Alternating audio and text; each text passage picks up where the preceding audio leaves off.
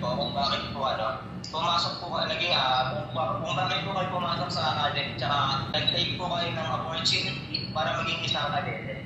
Unang-una, aside to serve and maging public servant, siyempre gusto din natin magkaroon ng magandang trabaho na magiging proud ka sa sarili mo, then yung future na pangangailangan mo ay mabigay.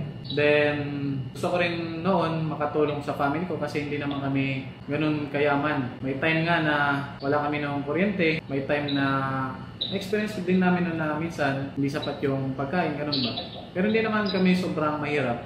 So doon ako na-inspire. Then lately, mayroong mga nagturo sa akin dati. Mga kasi yun, mga coaches, mga mentors ko dati. Usually ang mentors naman ay hindi naman talaga ka-close mo. Mga pinapanood mo lang yun dati or pinapakinggan mo. So natuto ako na every opportunity, pag interested ka, take action ka doon. Nag-take action ako, nag-exam ako, then luckily nakapasa. Thank you po, sir.